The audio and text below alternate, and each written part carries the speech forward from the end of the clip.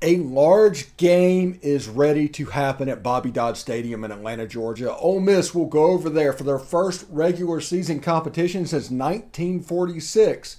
We'll briefly tell you about that, give the keys to the game, and talk about what exactly needs to happen. This is the Locked On Ole Miss podcast. You are Locked On Ole Miss, your daily podcast on the Ole Miss Rebels. Part of the Locked On Podcast Network, your team every day.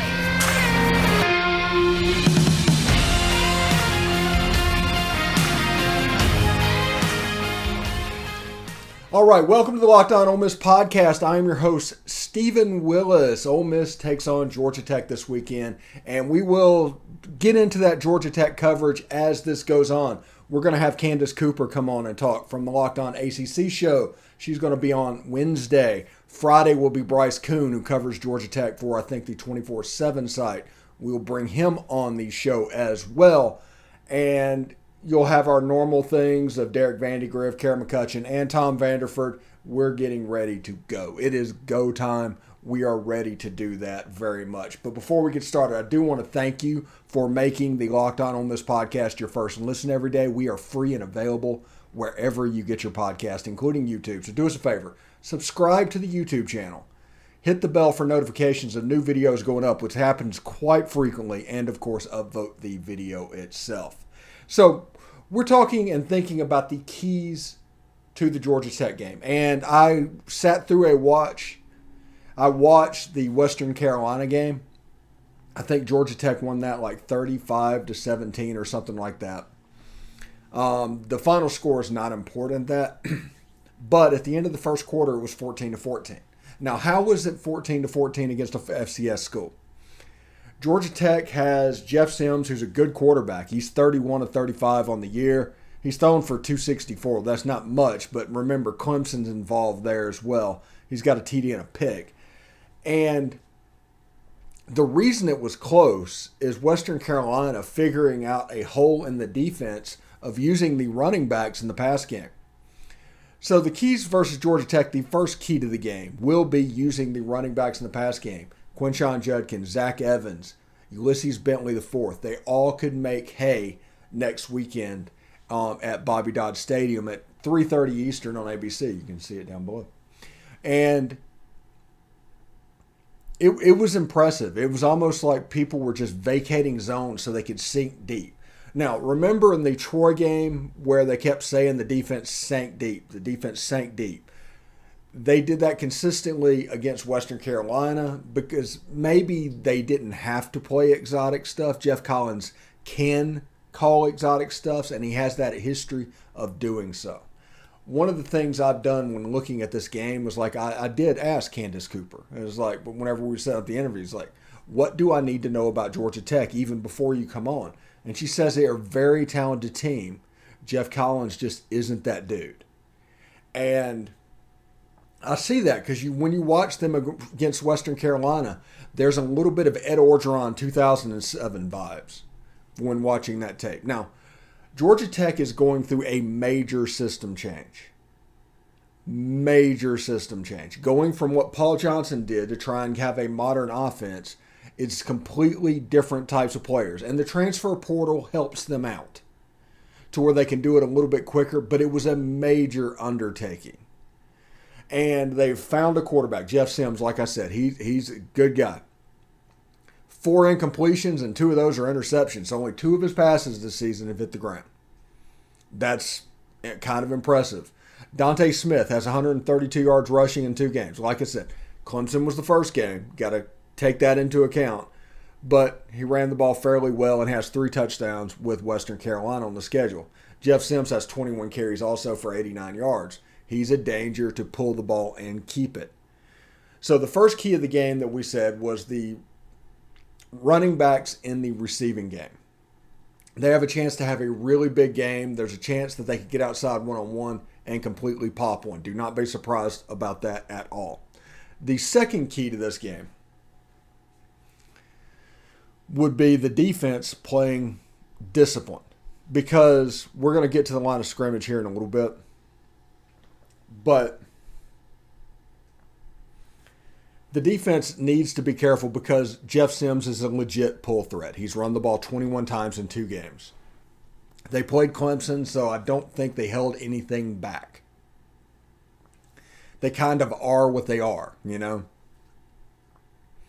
So the receivers have one with 7, one with 4, one with 4, all about 10 yards per reception, only 1 TD. Their punting game appears to be pretty good. They do have somebody with 3 sacks. They have somebody with their leading tackler has 2 fumble recoveries, and Charlie Thomas has an interception. Those are their leading tacklers up there. And so that's what you're looking at with Georgia Tech. So defensively, you do need to play discipline because Jeff Sims is a pull threat on the read option, and they can make a little bit of hay of that. Jeff Sims impresses me. He's a good little quarterback. Georgia Tech just isn't quite there, but he's a good little player. And they have some really quick guys. Don't be surprised if Georgia Tech busts a 20-yard play every now and then. Do not freak out by that, even though Ole Miss's defense is supposed to be good. Do not freak out about that. Georgia Tech has talented players. I think scheme-wise is going to let them down, or game plan-wise is going to let them down a little bit, but they have guys that we have to pay attention to. Now, remember, Georgia Tech is going to be the first, or the best team that we've played talent-wise to this point. Better than Troy, better than Central Arkansas. This will be the best game on the schedule so far. Potentially the best game in the first 4. But we'll just say the best game so far, just to be fair. And it is going to be important for Ole Miss to operationally be smooth. No turnovers, no penalties. Have your substitutions in check. They did a good job against Central Arkansas. Can you step up and do it on the road when you have 50,000 people screaming at you? Because this is going to be a big game for Georgia Tech. They're going to get excited for this game. They're going to get geeked up. Because the way their schedule lines up, Western Carolina was the only guaranteed win on their schedule. It's like a Georgia Bulldog built their schedule. They got like a road game at UCF in there. They've got Georgia on the schedule, and that's their non-conference with Ole Miss coming into town, and that's their non-conference. So they're going to be geeked up and amped up because they know how hard this season's going to be, and it's kind of like when you get Vanderbilt early in the season versus late in the season. You still get Georgia Tech whenever they have a ton of hope. So operationally play sound. That's the third key of the game. No turnovers, no penalties. If you do that, if you keep an eye on the pull game and play disciplined defense, and use the running backs as receivers in the pass game, you have a chance to be very successful. Very successful. So those are probably my keys of the game for this Georgia Tech game. If Ole Miss does those 3 things, talent should win out in the end. They played Western Carolina. I watched it. It was one of those things to where eventually ACC talent was better than FCS talent. But it all started out. It was shaky in the beginning. And those running backs were wide open for Western Carolina. So you need a quarterback. You need Jackson Dart to play disciplined. Do not force the ball downfield. Just take what's there. If you do that with them sinking back in coverage, they're going to have to come down. Whenever they do that, you can hit them with a deep ball. But you can probably start to loosen them up with this running back pass game because you're going to have a situation where that's important. But defensively, Jeff Collins, he has a decent little scheme. Do not be surprised if their defense frustrates Ole Miss for a couple of series. That's all I'm going to say on that. He did to Clemson. He's going to put in and have a good little scheme, schematically set up for the Ole Miss offense. Especially, they're probably going to stack the box and try to take away the running game and force Jackson Dart to beat us. And I understand he didn't name quarterbacks last week. I completely get that because Jeff Collins does not have an intrinsic right to know who our starter is. It makes sense. And everybody's like, why is Ole Miss playing games with Georgia Tech? Or why is Ole Miss playing games with UCA? Or why is Ole Miss playing games with Troy? No, they're playing games with Kentucky. This is all about Kentucky. This whole thing. I do not expect them to name a starting quarterback until probably the player goes on the field against Kentucky. As far as them addressing it and saying it out loud. It may have already been decided. The team might already know. They may have practice reps a certain way this week. But they're not going to publicly state that, nor should they. They just shouldn't. But we know everything we saw. We're looking at the stats right now. Jackson Dart, 28 of 42, 336 yards, 3 touchdowns and interceptions. Luke Altmaier, 7 of 15, 103 yards, 2 touchdowns and a pick. Quinshon Judkins is the leading rusher at 191 yards. Zach Evans has 183. Only school in the country with 2 backs averaging over 90 yards a game. Bentley has 48 yards rushing. Leading receiver, Jonathan Mingo, after that big game this past weekend, he had 6 catches for 129. Second is Michael Trigg. He's got 9 catches for 61 yards. That's kind of impressive there. Dayton Wade has 5 catches for 68. Our punting game's been solid. And Kari Coleman, 2.5 sacks, 6.5 tackles for loss. That'll hunt. That'll hunt all day. But this has been the keys to the victory, the keys to the game against Georgia Tech. It's important. Use the running backs in the pass game. Play disciplined on defense because Jeff Sims is a legit pull threat. And what's the word I'm looking for? Operationally play smooth. And obviously win up front. Offensive and defensive line, Ole Miss has an advantage on both sides of the ball. If you lean on them, eventually it's going to break through, especially with this running game. It's going to have to force Georgia Tech to come forward and quit sagging so much because they have to stop this run game, which is going to open up the pass game. And that right there is the keys for the Georgia Tech game at Bobby Dodd this weekend. It should be quite interesting for the Rebs as well. From cringing at the pump to getting an eye-popping check at your favorite restaurant, inflation is hitting us all where it hurts, and it really hurts. That's why I started using Upside. Upside is an incredible app for anyone who buys gas, groceries, or dines out. With every purchase, I'm earning cash back thanks to Upside. Basically, you can use it whenever you go into a restaurant, whatever you want to do. This is a way that you can, game the system a little bit. I've used it. It works. Upside is a no-brainer. So what do you plan to do with all your cash back? To get started, download the Upside app. Use my promo code LOCKED, LOCKED, and get $5 or more cash back on your first purchase of $10 or more. Next, claim an offer for whatever you're buying on Upside. Check in at the business, pay as usual with a credit card or debit card, and get paid. In comparison to a credit card rewards or loyalty program, you can earn 3 times more cash back with Upside. Upside users are earning more than $1 million every week. That's probably why we have a 4.8 star rating on the App Store. So download the free Upside app, use promo code LOCKED, and get $5 or more cash back on your first purchase of $10 or more. That's $5 or more cash back on your first purchase of $10 or more using promo code LOCKED.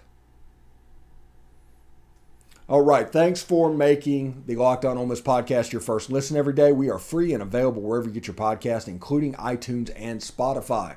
So do us a favor, leave us a 5-star review.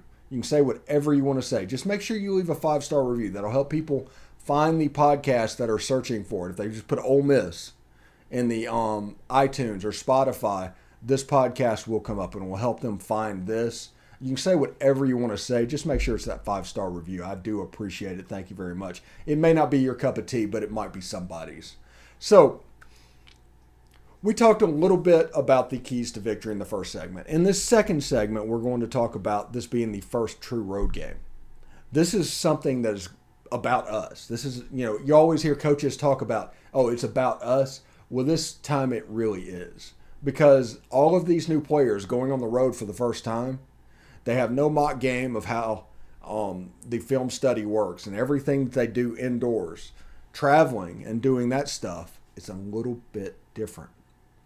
And if you take into account the history that goes on with these two schools, this is only the second regular season games these two schools have played since 1946. That was the first one. That was before Bobby Dodd, before Johnny Vaught. They played, and Georgia Tech won that game 24-7. The other three appearances between the two schools have been in bowl games. But Bobby Dodd famously had it in for the two Mississippi schools, Ole Miss and Mississippi State, to the point where he made jokes on the rubber chicken circuit about how he'll never play those guys and they want me to play them, and it became a joke to him. But in a lesson of why you do not burn bridges, after Georgia Tech, let's say impulsively, left the SEC in the 60s, they tried to get back in the 70s when working out as an independent wasn't quite going as planned. The two schools that kept blocking it over and over again, yep, you guessed it, Ole Miss and Mississippi State. If you want to hear that whole story, the video is on the YouTube page under the history playlist. We talk about that. It's not why Georgia Tech left the SEC. We all know that. It's why they're not in the SEC now. So we talk about that a little bit as well. So this being the first road game, it's going to be big for all of these new players. You have to remember, almost half of Ole Miss's roster is new. Some of the returning players did not travel. So this will be the first true road game probably for over half of the roster with Ole Miss. Where do you be? How do you line up? Who do you travel with? How do you act in the hotel? The meeting setup. All of this stuff is a very big deal for Ole Miss football. You might not think about it as such, but it is a big deal. And they're going to watch their breakdowns, their 20 plays on offense, their 20 plays on defense. They're going to have their positional meeting where they take potentially a test or something like that of what's going on with Georgia Tech. They're going to call it together. They're going to watch the highlight video at the end. They're going to rah. They're going to go to bed, wake up in the morning, and go over to Bobby Dodd. But that is a 15-second view of what's going to go on. How they actually do it and go from place to place, this is all going to be new to them. It's almost going to be first day of school new to them. So I expect some hiccups. If they're supposed to have a special teams meeting at 8 o'clock and then follow that by positional meetings at 8:30, I expect that positional meetings not to start until 8:45, which is going to push everything back. So be wary of this first road game. It's a real thing. It really is. It to the support staff and all that, a road game is a pain in the butt. Now, Ole Miss does a lot of road game stuff even when they're playing at home because we used to stay in Tupelo. So a lot of the stuff that we had to take to the hotel, it kind of blended over.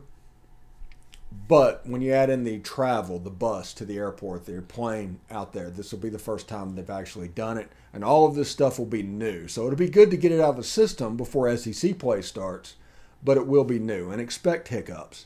Just like when you have a young quarterback, expect hiccups. Every now and then it's going to happen. These coaches don't get these jobs because they can't frustrate a quarterback. Every defensive coordinator knows that they need to frustrate a quarterback.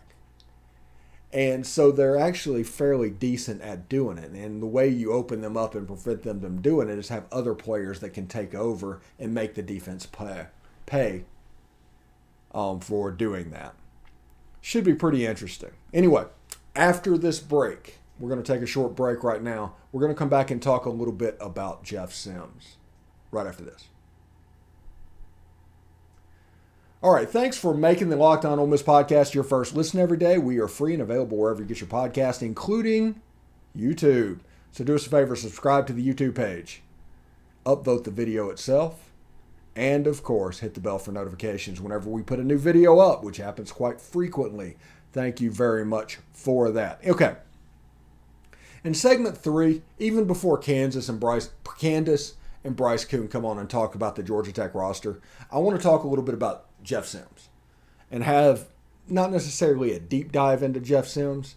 I want people to be aware of Jeff Sims because since this system transfer has happened, and with this Paul Johnson has moved over to this Jeff Collins, and they have a modern-ish offense, Jeff Sims has established himself as a pretty good player. He's an accurate enough passer. He's a threat to pull the ball in the run game. He has done a good job as the first player that has kind of stood out for Georgia Tech.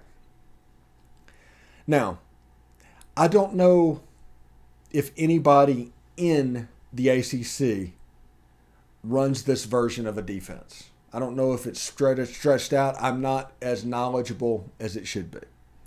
But when quarterbacks face a drop 8 team, they generally struggle to start with. Just because. The windows are smaller, everything's faster, because this is going to up him in speed as well. And it's just a little bit more difficult for him. And now, when you add in players like Kari Coleman, Jared Ivey, who is going to be big because he's playing against his former school. So expect that matchup to be a good one all day long. Georgia Tech knows about him. He knows about Georgia Tech. Let's go. So Jeff Sims has a chance to be a difference maker in this game. I am not necessarily afraid of Jeff Sims. That's not what I'm saying. But if any player is going to step up and make a play, it is likely going to be Jeff Sims. Now, Dante Smith, 2 games, 132 yards. That comes out to about 66 a game, something like that. And he's a good little player. And with Clemson being that first game, that is going to affect the way you view a team because the defense is so good for Clemson. The whole team is built off the defense. DJ Ukulele, I can't pronounce his last name, his time is coming to an end. It's going to be the Cade Klubnik show before too long. But defensively, they are pretty set. They are pretty set with what they do. And Jeff Sims has 4 incompletions in 2 games, and that includes Clemson. Had a touchdown. They were in that game in the third quarter because the Clemson offense was so horrible, but they were in that game. It will be interesting to see Nate McCullum, E.J. Jenkins, and Malachi Carter playing the wide receiver position. Not many catches. It's only 15 total. But it's enough catches. They're all averaging north of 10 yards. Or barely north of 10. But north of 10. Like 7 for 72, 4 for 47. Like that. But, leading rusher is Dante Smith. And then there's Jeff Sims. And Jeff Sims only averaging 4 yards a carry. But that was with playing Clemson. We have to grade that on a curve a bit. So we'll see exactly how this goes. But if we can frustrate Jeff Sims and make him have to hesitate and think twice about what he's doing in this short passing game, Ole Miss has a chance to be very, very effective. They're very good on the back end. They are very, very good on the back end. But I expect them to short passes death. Real similar to what Troy wanted to do. Real similar to how Central Arkansas wanted to attack the defense. They weren't really successful doing it, but they didn't have as players as good as these players are. So Georgia Tech, in a sense, is going to be a real test for Ole Miss football. First road game, Power 5 opponent. Georgia Tech isn't the best team in the world, but they're probably better than Troy, and they're definitely better than Central Arkansas. So you'll see a better version of a team that Ole Miss, and this step is moved up a little bit more when Ole Miss faces Georgia Tech. Operationally, like I said before, needs to be smooth. You need to be able to handle the road environment. Do not pull in Alabama when they went to Texas in a big game and got 15 penalties and just completely didn't look like themselves. That is called being operationally not sound. That's why it's important. It's hidden yardage. Do not turn the ball over. Do not force stuff in. Jackson Dart and Luke Altmaier do have the habit of looking down their first wide receiver. They need to get in the habit of looking off. If they are going to go to the left, they need to start off looking to the right. They need to get into that habit of doing that. Both of them. Because they both have the habit of essentially doing that. But Jackson Dart, I think he will be fine. He's played road games before. His first start was on the road with USC at Washington State, and he threw for over 300 yards. I think he will be able to rise to the moment, and he will do fine. The operationally needs to be sound. Defense needs to be disciplined. They're already good. I just need them to be disciplined, especially with the read option. And I need to see the big uglies up front on both the offensive and defensive line control things. Those are the keys to the game. That's what we want to see. And that's going to be important for Ole Miss in this game. If they fail to do one of those, it's going to be a lot closer than you think. If they fail to do two of them, then the game gets a little bit iffy. Remember, this team is crazy talented. There's talent all over the field with this team. But, like I told you, it's one thing to be talented, it's another to be good. And this is the third quiz. Before the major test against Kentucky, this is the third quiz. If you don't pass the quizzes, there's really no way to make an A after that Kentucky game on that test because you're not where you need to be. Ole Miss needs to nail this. This is going to be a big game. They get this, and they get a talented Tulsa team the following week, and then Kentucky comes to town with Chris Rodriguez. Should be really interesting. Should be a lot of fun. But I'm pretty happy about that. Anyway, tomorrow, Candace Cooper from Locked On ACC will join the show. We will also have Bryce Kuhn later on in the week. We'll do the preview like we did with Joe DeLeon last week. And we will also have Derek, Tom, and Kara interspersed throughout the week as well. So it should be a lot of fun. But seriously, this thing is fun. This is good. Anyway, get more on the SEC by making Locked On SEC your second listen. Every day, host Chris Gordy and his local experts of Locked On take you across the SEC in 30 minutes. Make Locked On SEC your second listen. That's Locked On SEC. Anyway, thank you very much. Tune in tomorrow. We will continue to talk about this Georgia Tech game because, honestly, it's an important game. People are going to say, oh, we don't know anything about this team. This game is important. First road game, first Power 5 team, uptick in talent. This game means something. It matters, and the result's going to matter from the Ole Miss team. So we'll see how it goes. Anyway, I'll see you tomorrow. Peace.